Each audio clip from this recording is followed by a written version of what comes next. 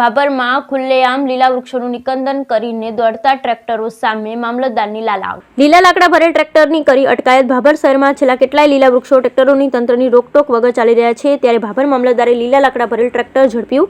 ભાભર મામલતદાર RM Chaudhary નડાબેડથી ફરજ બજાવી પરત ફરી રહ્યા હતા, ત્યારે ભાભર રાધનપુર હાઈવે પર રાત્રિના 8 વાગ્યાના સમયે લીલા લાકડા ભરેલ ટ્રેક્ટર જોવા મળેલ.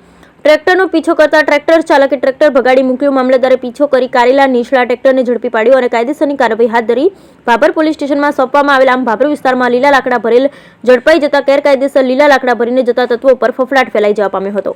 અત્રે ઉલ્લેખનીય છે કે ભાભર વિસ્તારમાં ગેરકાયદેસર પ્રવૃત્તિ કરતા તત્વો વાહનમાં નંબર પ્લેટ પર રાખતા નથી, જેથી પોલીસ અને RTO દ્વારા આવા વાહન ચાલકો સામે ઝુંબેશ ચલાવી કાયદેસરની કાર્યવાહી કરવામાં આવે એવી પણ માંગ ઉઠી. ભાભર મામલતદાર હજુ પણ વધુ તપાસ કરે અથવા રાત્ર દિવસ લીલા લાકડા ભરેલ ટ્રેક્ટરો પકડાઈ શકે. ભાભર વાવ રોડ પર 7 થી 8 સો મિલો આવેલી છે અને દરરોજના હજારો ટન લાકડા ઠાલવવામાં આવે અને 100 મિલના માલિકો રોકટોક વગર ખુલ્લેઆમ લીલા વૃક્ષો મંગાવીને 100 મિલોમાં ઠલવી રહ્યા છે. બ્યુરો રિપોર્ટ, બેઠક, અડીસા.